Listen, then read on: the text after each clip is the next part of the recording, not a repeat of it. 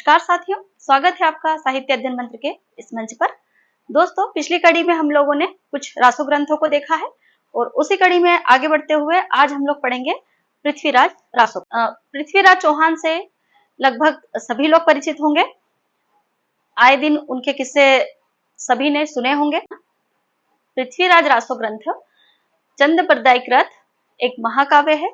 आचार्य शुक्ल ने इसको हिंदी का प्रथम महाकाव्य माना है और इसके रचनाकार जो है चंद-बरदाई, इनको हिंदी का प्रथम महाकवि माना है आचार्य शुक्ल ने।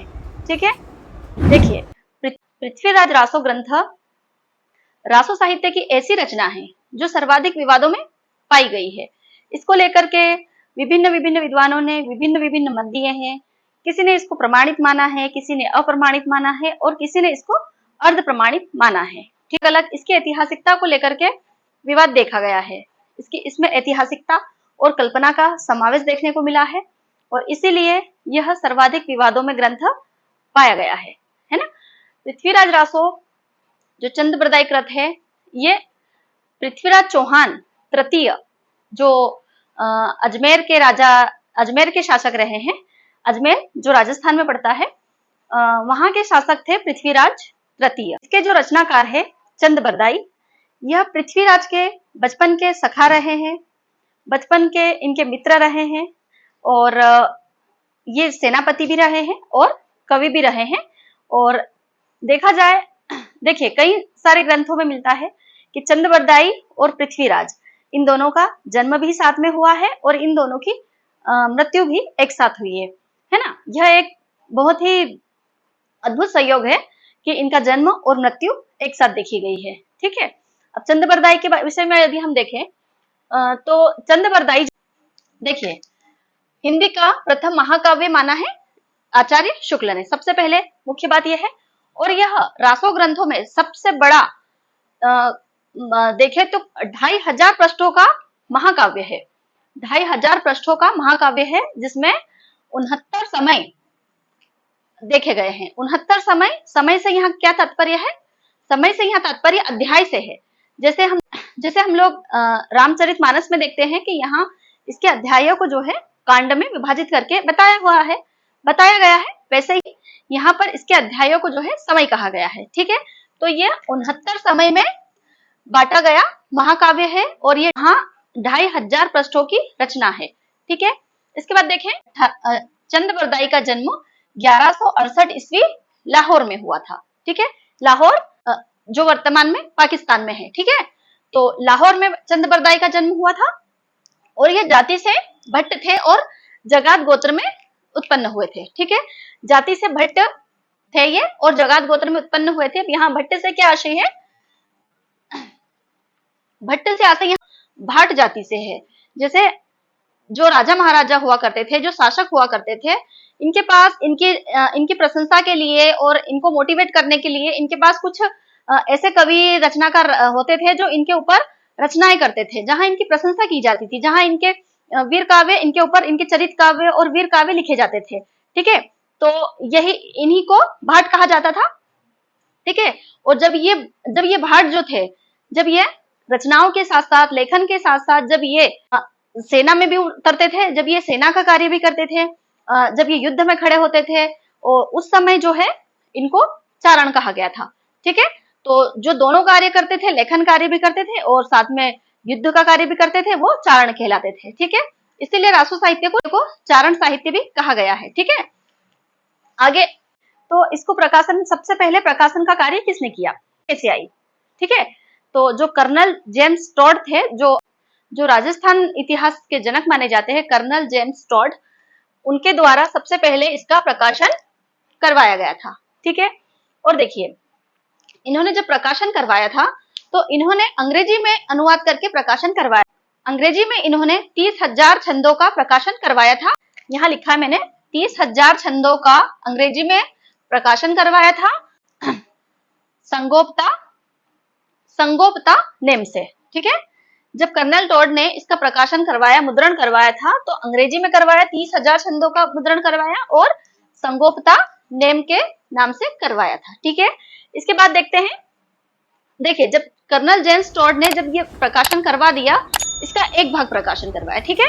उसके बाद डॉक्टर उलर भी इनका प्रकाशन करवाने वाले थे, लेकिन यह रचना ऐसा कुछ हुआ कि यह रचना जो है सर्वाधिक विवादों में आ गई। इसके पहले ये रचना विवादों में नहीं थी, ठीक है, ये प्रमाणित रचना ही मानी जाती थी। लेकिन जब 1875 में जब डॉक्टर उलर कश्मीरी यात्रा पर थे, तो कश्मीरी यात्रा के दौरान इनका जो एक शिष्य ने इनको जयानकृत पृथ्वीराज विजय लाकर दी, ठीक है। डॉक्टर उलर जब अपनी कश्मीरी यात्रा पर थे 1875 में, ठीक है, तो डॉक्टर उलर जब अपनी कश्मीरी यात्रा पर थे 1875 में, तब इनके एक शिष्य ने इनको जयानकृत पृथ्वीराज विजय लाकर दी, जिसका अध्ययन करने पर इन्होंने ये पाया कि यह रचना, इस रचना में जो समय और ऐतिहासिकता दी हुई है, जो संवत दिए हैं, उसके हिसाब से जो पृथ्वीराज रासो में जो संवत दिए हैं ये मैच नहीं करते हैं। तो कहीं ना कहीं यह रचना विवादों में आने लगी और फिर डॉक्टर उलर ने ही सर्वप्रथम इसको अप्रमाणित घोषित कर दिया, ठीक है। जैसे ही इसको अप्रमाणित माना डॉक्टर उलर ने, उसके बाद विवाद बढ़ते चले गए और इस रचना पर और गहराई से अध्ययन होने लगा और इसके बाद एक एक करके अप्रमाणित रचना मानने वाले, अर्ध प्रमाणित और प्रमाणित रचना मानने वाले, ऐसे 3 वर्ग बन गए, ठीक है, जो हम अभी आगे देखेंगे, ठीक है। इसके बाद जैसे ही उनको ये पता चला कि यह प्रमाणित रचना नहीं मानी जा सकती, इन्होंने एशियाटिक सोसाइटी ऑफ बंगाल के द्वारा जब रचना का मुद्रण हो रहा था, तो इन्होंने इस रचना का मुद्रण रुकवा दिया, ठीक है। लेकिन फिर बाद में किसी कारणवश मुद्रण हो गया, लेकिन उस समय डॉक्टर उलर ने इसका मुद्रण रुकवा दिया था, ठीक है। एशियाटिक सोसाइटी ऑफ बंगाल के द्वारा इसका मुद्रण रुकवा दिया गया, ठीक है। इसके बाद देखिए पृथ्वीराज रासो, मुझे लगता है कि पृथ्वीराज चौहान एक ऐसे ऐतिहासिक शासक है जिनके बारे में हर कोई जानता है, ठीक है। चाहे वो पृथ्वीराज रासो पढ़े या ना पढ़े, हम लोग उनकी ऐतिहासिकता से, उनकी महानता से सभी परिचित है ना। तो सभी ने लगभग उनके बारे में ये जाना होगा कि पृथ्वीराज चौहान और संयोगिता, जो कन्नौज के राजा जयचंद की पुत्री थी, इन दोनों का किस तरीके से प्रेम प्रसंग था और इसी प्रेम प्रसंग के चलते मोहम्मद गोरी के साथ मिलकर के किस तरीके से पृथ्वीराज चौहान के खिलाफ षड्यंत्र करते हैं और इनको पकड़वा कर जब मोहम्मद गोरी अपने देश ले जाते हैं, तो किस तरीके से इन लोगों का आपस में युद्ध होता है और किस तरीके से जयचंद, एक ये कहानी भी प्रचलित है कि मोहम्मद गोरी ने पृथ्वीराज चौहान की आंखें निकाल ली थी और उसके बाद वैसे ही बिना आंखों से जब चंद बरदाई भी वहां जाते हैं और चंद बरदाई वहां पर जो एक छंद पढ़ते हैं और उसी छंद को सुनकर के बाण से, शब्द भेदी बाण से मोहम्मद गोरी को वो मार देते हैं, ठीक है। तो ये कहानी सभी ने सुनी होगी। अब होता क्या है कि जो पृथ्वीराज रासो ग्रंथ है, 69 समय में क्या क्या दिया हुआ है, ठीक है, ये भी जानने का विषय है। तो यहाँ पर जो है हमें पृथ्वीराज चौहान और संयोगिता का प्रेम प्रसंग वो भी देखने को मिलेगा, इसलिए यहाँ पर इस ग्रंथ में श्रृंगार रस भी देखने को मिला है ना। लेकिन ज्यादातर जो है यहाँ पर वीर काव्य का ही पुट देखने को हमें मिलता है, ठीक है। इसके बाद देखें हम लोग तो जयचंद और पृथ्वीराज का युद्ध, वो भी हमें देखने को मिलता है। देखिए पृथ्वीराज रासो जो ग्रंथ है, वैसे ये पिंगल शैली में लिखा हुआ ग्रंथ है। पिंगल शैली मतलब कि अगर पिंगल शैली में कौन कौन सी भाषाएं देखी जा सकती है, सिर्फ ब्रज भाषा और राजस्थानी का पुट देखने को मिलता है, ठीक है।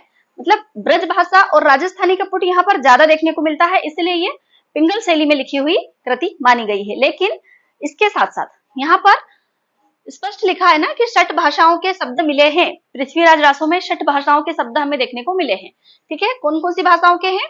अभ्रंश है, ब्रज है, राजस्थानी है, अरबी फारसी है और पुरानी हिंदी और अवहट्ट, ठीक है। ये 6 भाषाओं के जो है हमको शब्द यहाँ पर मिलते हैं, ठीक है। इसके बाद देखें तो इसमें 68 प्रकार के छंदों का प्रयोग देखने को मिला है, ठीक है। 68 प्रकार के छंद, सबसे ज्यादा छंदों का प्रयोग जो है इसी रचना में, आदिकाल की रचना पृथ्वीराज रासो में किया हुआ है, ठीक है। लेकिन जब हम आगे पढ़ेंगे तो केशवदास कृत रामचंद्रिका जो है, इसको छंदों का अजायब घर कहा जाता है, ठीक है। यदि प्रश्न में दोनों चीजें आ जाए कि छंदों का अजायब घर किसे कहा जाता है, जिसमें पृथ्वीराज रासो भी ऑप्शन में अगर मिल जाए और रामचंद्रिका, तो आप रामचंद्रिका को ही टिक करेंगे, है ना, क्योंकि छंदों का अजायब घर उसको कहा जाता है। लेकिन 68 प्रकार के छंद है और उसमें सर्वाधिक छंद जो है वो छप्पई छंद मिला है।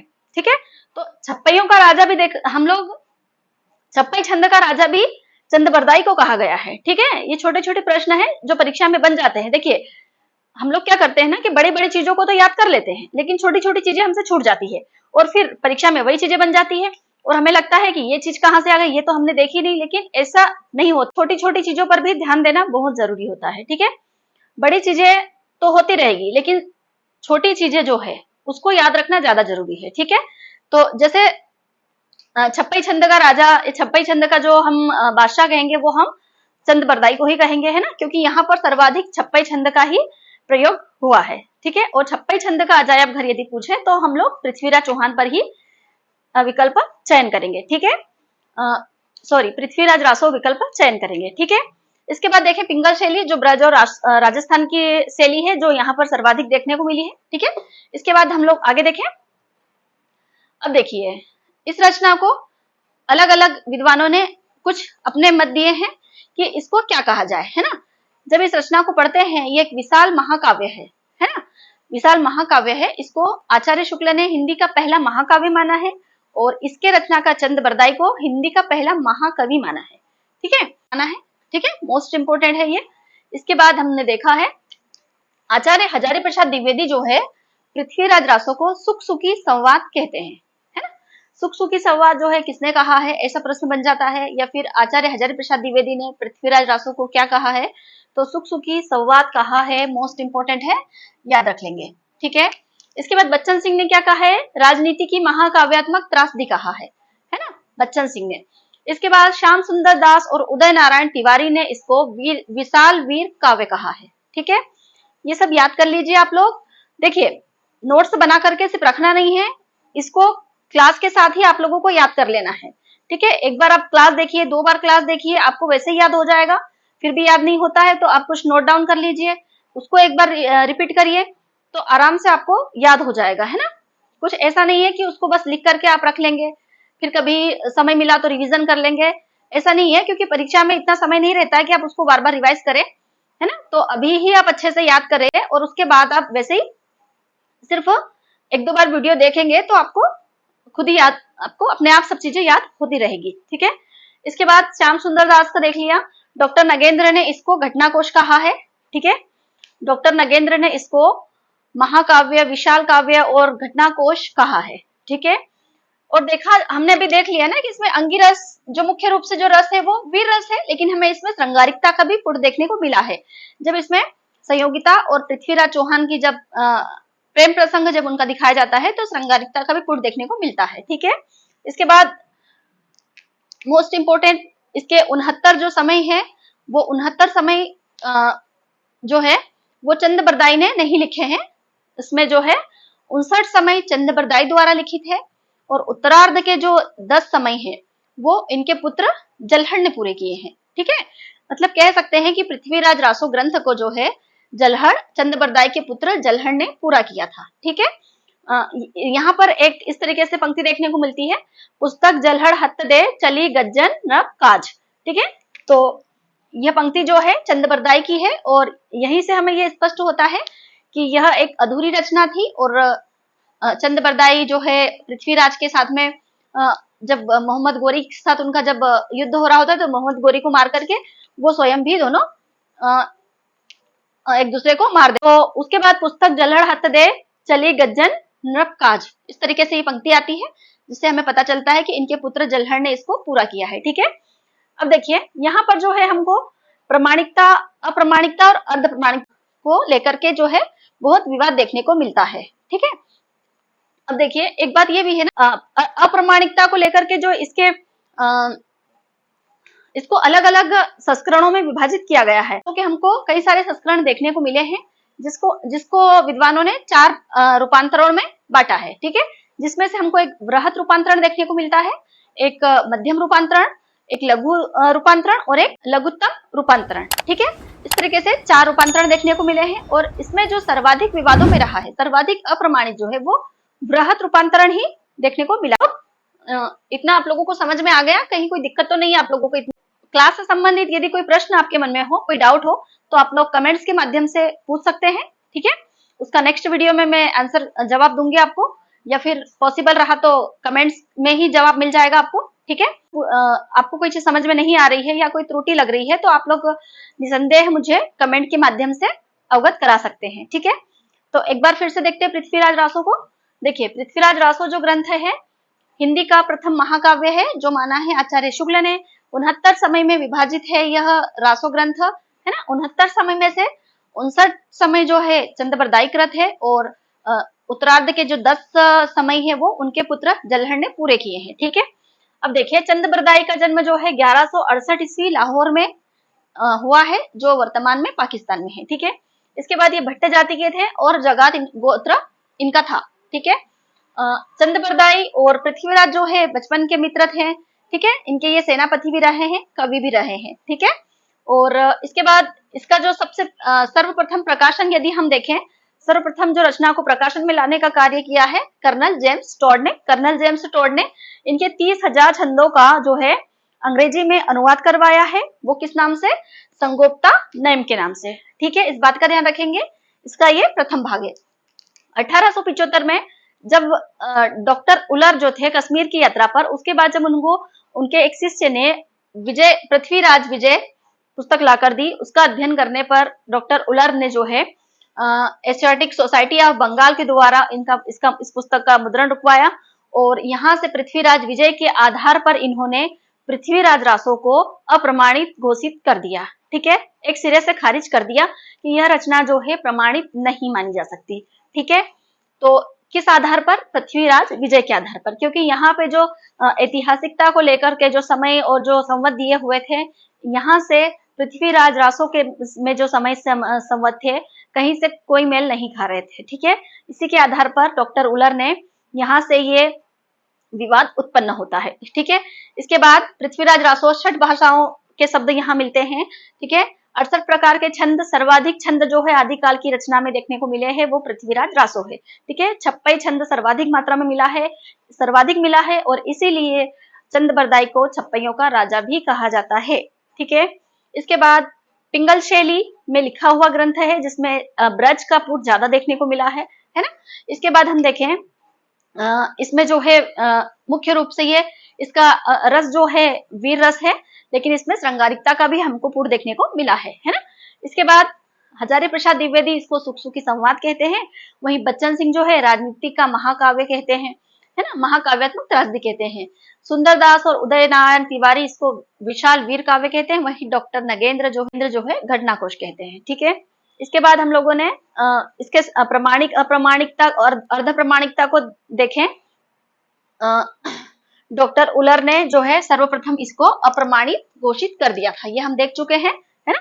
इसके बाद गौरीशंकर ओझा, आचार्य शुक्ल, है ना? मोस्ट इंपोर्टेंट आचार्य शुक्ल, क्योंकि आचार्य शुक्ल ही वो विद्वान है जिन्होंने सर्वप्रथम पृथ्वीराज रासो को हिंदी का महाकाव्य माना है और चंद्रबरदाई को महाकवि माना है, ठीक है? और इसी के आधार पर जो है ये आदिकाल का नाम वीर गाथा काल रखते हैं, ठीक है? और बाद में जो है इसी कृति को ये अप्रमाणित मान लेते हैं, है ना? तो ये खुद इस बात को स्वीकार करते हैं। इसके बाद डॉक्टर राम कुमार वर्मा, देवी प्रसाद, अमृतलाल सील, मुरादी दीन और कवि श्यामल दास, ठीक है? ये कुछ ऐसे विद्वान हैं, इतिहासकार हैं जिन्होंने इस रचना को अप्रमाणित माना है, ठीक है? इन नाम को अच्छे से देखेंगे और इनको बिल्कुल रट लेना है आपको, ठीक है? कई बार ऐसे प्रश्न बनते हैं कि पृथ्वीराज रासो को अप्रमाणित मानने वाले विद्वान कौन है, प्रमाणित मानने वाले विद्वान कौन है और अर्ध प्रमाणित।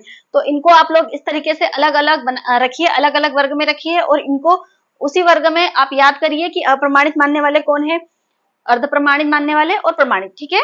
तो ये आपकी जिम्मेदारी है कि आपको इनको अच्छे से याद करना है, ठीक है? बहुत सारे प्रश्न आते हैं। पृथ्वीराज रासो जो है एक विशाल महाकाव्य है, यहाँ लगभग हर परीक्षा में प्रश्न पूछा ही जाता है।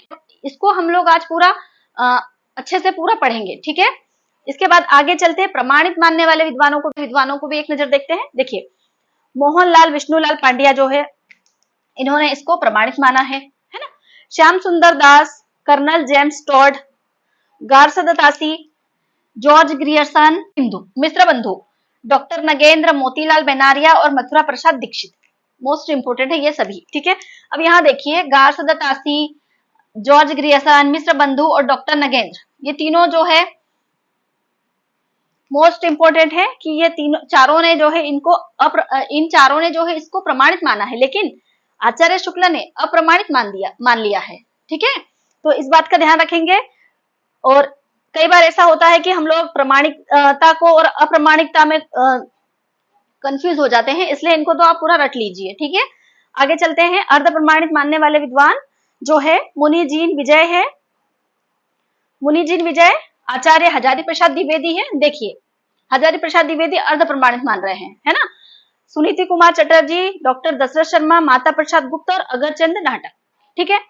अब यहाँ पर आप लोग अलग अलग इन सबको देखिए और इनको अच्छे से याद कीजिए, ठीक है, क्योंकि याद करना ही है और कोई दूसरा विकल्प भी नहीं है, ठीक है। तो मोस्ट इंपोर्टेंट टॉपिक है ये। इसके बाद हम देखते हैं कि इसको कैसे कैसे किन किन संस्करणों में विभाजित किया है। चलिए अब पृथ्वीराज रासो के कुछ रूपांतरण को देख लीजिए कुछ प्रतियों को इसकी किस तरीके से जो है इनको प्रकाशित करवाया गया है। देखिए नरोत्तम स्वामी ने जो है इसके चार रूपांतरण किए हैं, ठीक है।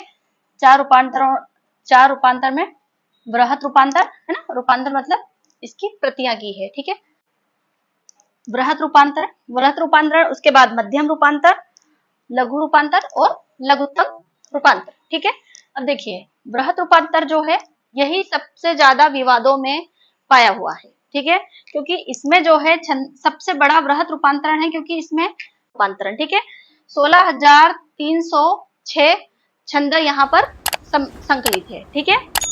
उदयपुर के संग्रहालय में ये जो है सुरक्षित रखा गया है, ठीक है। इसके बाद काशी नागरी प्रचारणी सभा द्वारा प्रथम संस्करण जो प्रकाशित हुआ था पृथ्वीराज रासो का, वह बृहत रूपांतरण के आधार पर ही हुआ था, ठीक है।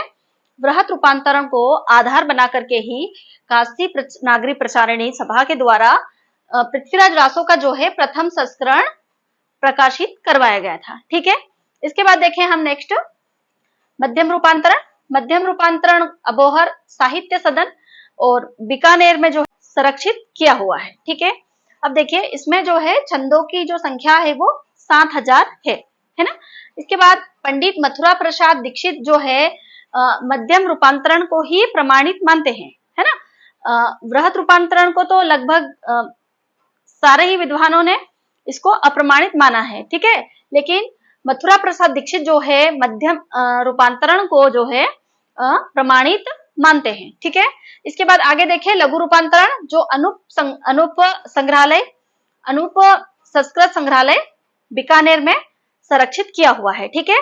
इसमें जो है खंडों की और इसमें छंदों की संख्या जो है 3,500 है, 3,500 है, ठीक है। इसके बाद हम देखें लघुत्तम रूपांतरण जो है यह सर्वाधिक प्रमाणित रूपांतर है, ठीक है। देखिए सर्वाधिक जो विवादों में है, सर्वाधिक अप्रमाणित जो है वो तो है बृहत रूपांतरण, कम, लेकिन सर्वाधिक जो प्रमाणित रूपांतरण है वो लघुत्तम रूपांतरण है। यहाँ पर जो है छंदों की संख्या 1,300 है ना, और डॉक्टर दशरथ शर्मा और माता प्रसाद गुप्ता ने लघुत्तम रूपांतरण को प्रमाणित माना है, ठीक है साथियों। देखिए श्री अगरचंद नाहटा के पास जो है यह सुरक्षित कृति है, ठीक है। ये चारों हमने समझ लिए हैं। इसके बाद इसके कुछ चर्चित समय हैं जहां से प्रश्न बन जाते हैं, ठीक है। कुछ ऐसे मुख्य समय है। देखिए वैसे तो पृथ्वीराज रासो में 69 समय है, लेकिन सारे 69 समय के बारे में हमको इतना डिटेल्स में नहीं जाना है, ठीक है।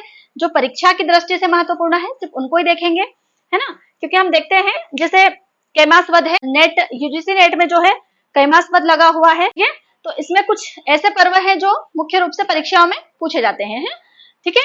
तो वो हम देख लेते हैं। जैसे इसमें आदि पर्व जो है सबसे पहला जो समय है वो है आदि पर्व। आदि पर्व में क्या है, मंगलाचरण, इसमें मंगलाचरण दिया हुआ है। देखिए आदिकाल से ही मंगलाचरण की जो एक परंपरा थी वो चली आ रही है, ठीक है। इसके बाद जो दूसरा समय है वो दासन समय है, ठीक है। दासन समय में क्या है, विष्णु के 10 अवतारों का यहाँ पर चित्रण हमको देखने को मिला है, ठीक है, विष्णु के 10 अवतारों का चित्रण देखिए। इसके बाद यहाँ पर राम और कृष्ण के चरित काव्य को भी देखने को मिला है।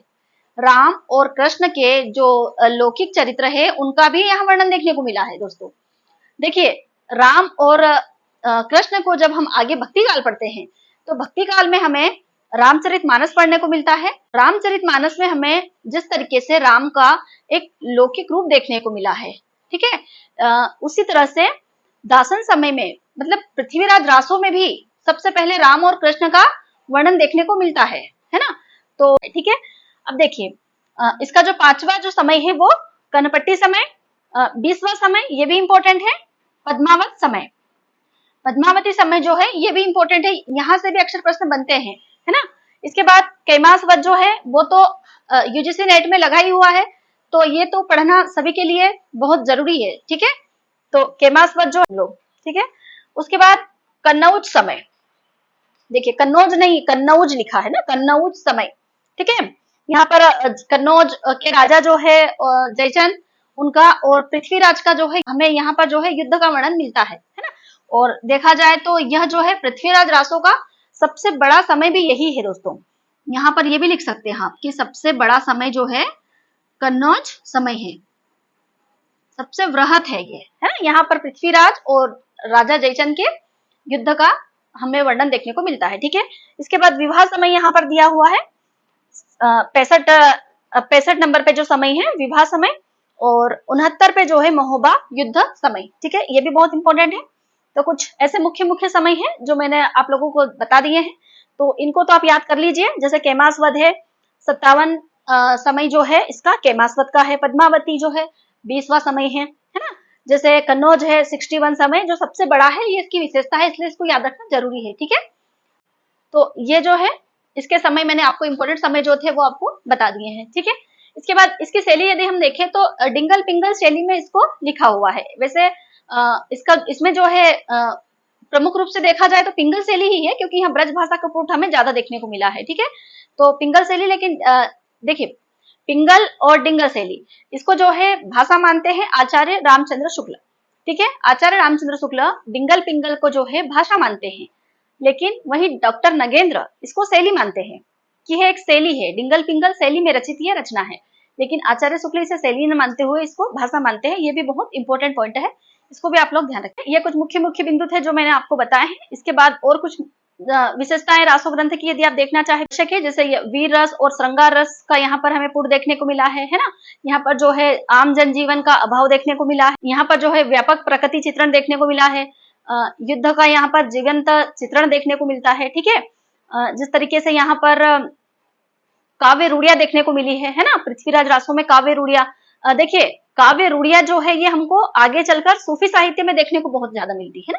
काव्य रूढ़ियों की जो एक परंपरा चली है वो सूफी साहित्य में सर्वाधिक चली है, लेकिन आदिकाल में यदि हम देखें तो काव्य रूढ़िया जो है हमको पृथ्वीराज रासों में भी देखने को मिलती है, ठीक है। अब प्रश्न ये भी उठता है कि काव्य रूढ़िया क्या होता है। तो देखिए जब हम लोग एक परंपरा को चलाते हुए जब हम ग्रंथ लिखते हैं, जैसे कि जब हम सूफी ग्रंथ पढ़ते, लिखने की जो शैली है सबकी वो एक समान लगती है। जितने भी वहां पर हम सूफी ग्रंथ देखेंगे लगभग एक समान मिलते हैं। जैसे एक तोते के द्वारा जो है नायिका का सौंदर्य वर्णन किया जाना और फिर राजा का उसको लेकर के आना, इस तरीके से जो है दूसरा विवाह राजा के द्वारा करना, है ना, ये प्रथा हमें वहां देखने को मिली है, ठीक है। तो ये काव्य रूढ़ी है, एक काव्य रूढ़ी बन जाती है कि ये जो है इस समय सीमा की सभी रचनाओं में हमें देखने को मिली है, ठीक है।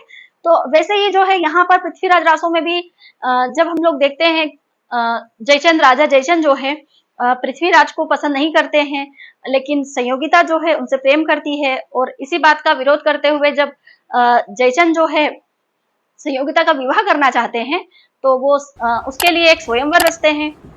स्वयंवर के बाद जब सभी जगह के सारी देश दुनिया के राजाओं को बुला लिया जाता है, लेकिन वहां पृथ्वीराज को नहीं बुलाया जाता है, ठीक है।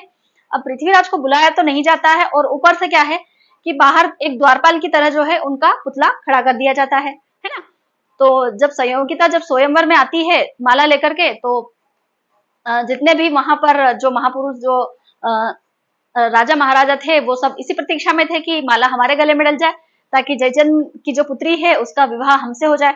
लेकिन संयोगिता जो है वहां पृथ्वीराज को तलाशती है, और जब उनको पृथ्वीराज वहां नहीं मिलते हैं और जब वो देखते हैं कि जब संयोगिता देखती है कि पृथ्वीराज की यहाँ पर मूर्ति लगाई गई है, तो वो माला जो है, स्वयंवर की माला जो है पृथ्वीराज के गले में डाल देती है ना। और इस तरीके से जो दूसरे देश विदेश से जो आए हुए थे राजा, वो बहुत ही आक्रोश हो जाते हैं कि जब ये सब पहले से तय था तो आपने हमको यहाँ बुला करके जो है हमारा यहाँ पर अपमान क्यों करवाया।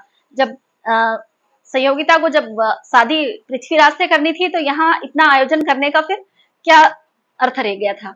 तो इस तरीके से जो है, और फिर जब पृथ्वीराज को ये बात पता चलती है कि वहां पर ये सब हो गया है, और फिर सेना लेकर आते हैं पृथ्वीराज, और यहाँ से जब संयोगिता जाती है मंदिर, तो वहां से संयोगिता को उठाते हैं और लेकर चले जाते हैं अजमेर। तो इस तरीके से जो है यहाँ पर भी हमें काव्य रूढ़ी देखने को मिली है ना। इसके बाद जो है यहाँ पर विविध छंदों का प्रयोग हमें देखने को मिला है ना। ऐतिहासिकता और कल्पना का अद्भुत पुट देखने को मिला है इस रचना में, ठीक है। तो इस तरीके से जो है इसके कई सारी अपनी एक विशेषताओं को लेकर चला है पृथ्वीराज रासो ग्रंथ, और बहुत बड़ा अपने आप में एक विशाल ग्रंथ है ये। आज हमने इसके कुछ मुख्य बिंदु देखे हैं, ठीक है। तो इस क्लास को आप देखिए, एक बार में यदि कुछ समझ में नहीं आता है तो दूसरी बार देखिए, है ना। और नोट्स भी आप लोग चाहे तो नोट्स भी बना लीजिए, तो ताकि आप लोगों को रिवाइज करने में आसानी हो जाए। इसके आगे देखते हैं, चलिए तो मिलते हैं अगली क्लास में। नमस्कार।